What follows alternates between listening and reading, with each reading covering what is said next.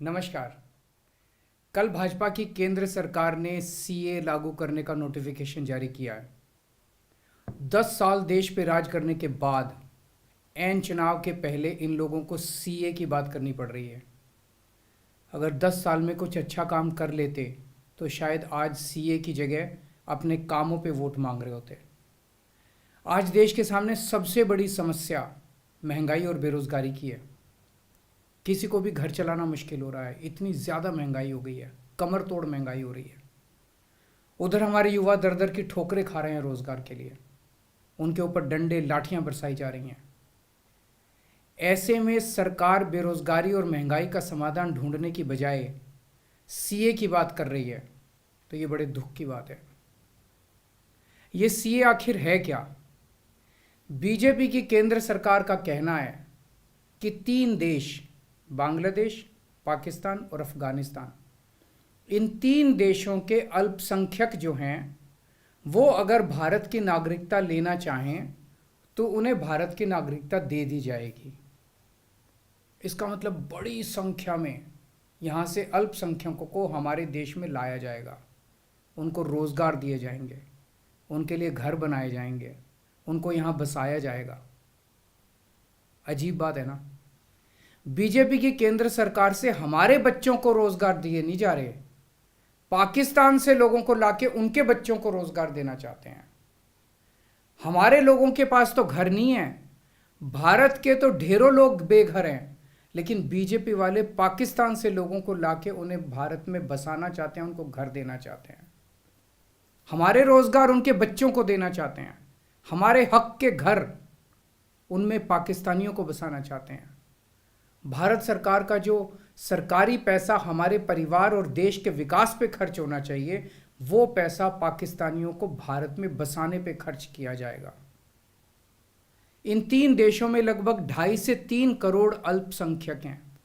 ये तीनों बहुत गरीब देश हैं। जैसे ही भारत के दरवाजे खुलेंगे, इन 3 देशों से भारी भीड़ हमारे भारत में आ जाएगी। अगर इन 2.5-3 करोड़ में से 1.5 करोड़ लोग भी भारत आ गए तो कौन देगा इनको रोजगार? कहाँ बसाओगे इनको? बीजेपी वाले अपने घर में बसाएंगे क्या इनको? इनके अपने घर में रखेंगे क्या इनको? बीजेपी वाले देंगे क्या इनको रोजगार? कौन देगा इनको रोजगार? तो प्रश्न उठता है कि बीजेपी ऐसा क्यों कर रही है।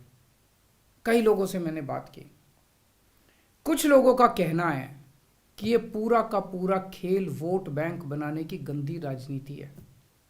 इन तीनों देशों से 1.5-2 करोड़ लोगों को अगर भारत ले आया गया और उनको चुन चुन के इस तरह से देश के अलग अलग भागों में बसाया गया, जिससे जहां जहां बीजेपी के वोट कम हैं वहां झुग्गियां डाल के अगर इन लोगों को वहां बसाया गया तो वहां बीजेपी का एक पक्का वोट बैंक तैयार हो जाएगा, बीजेपी के वोट बढ़ जाएंगे।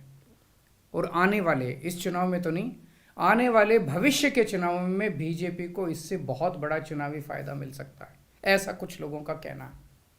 मुझे नहीं पता ये सच है कि गलत, लेकिन सबसे बड़ा प्रश्न है कि बीजेपी ये क्यों कर रही है। एक तरफ बीजेपी की हरियाणा सरकार हरियाणा के बच्चों को रोजगार देने में असमर्थ है।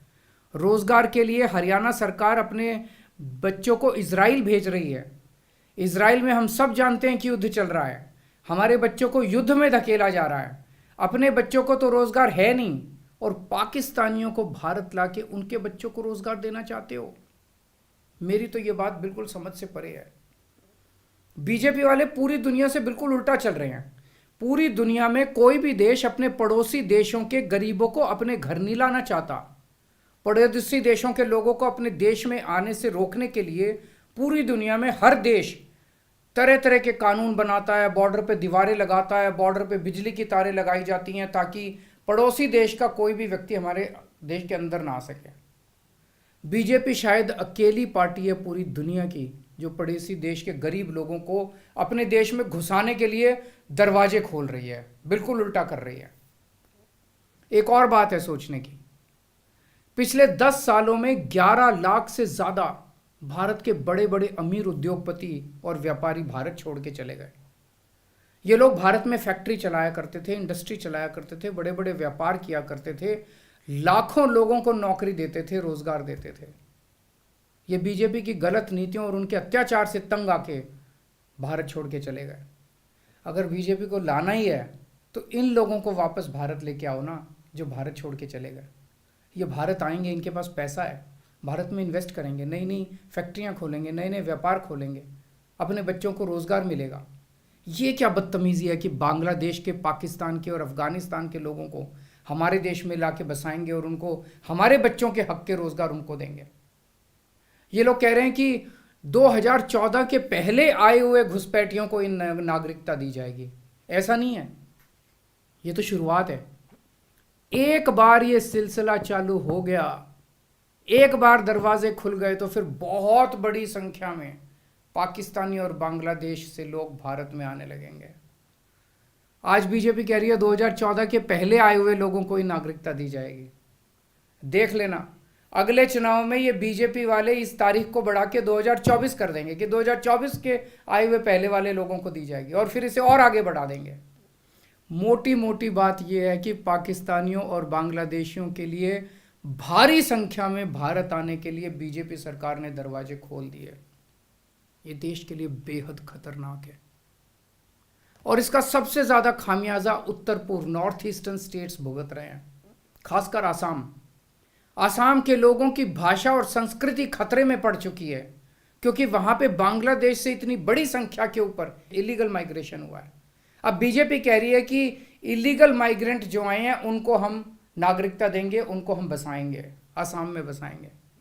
आसाम के लोग बहुत नाराज़ हैं। एक तरह से देखा जाए तो हेमंत बिश्व शर्मा जो बीजेपी के मुख्यमंत्री हैं, उन्होंने धोखा दिया अपने लोगों को।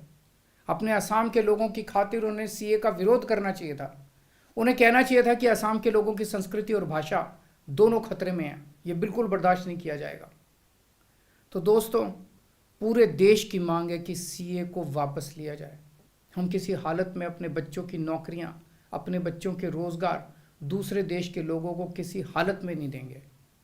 और अगर बीजेपी नहीं मानती तो इसको वापस नहीं लेती तो इस चुनाव के अंदर बीजेपी के खिलाफ वोट करके आप अपना गुस्सा जाहिर कीजिए। नमस्कार।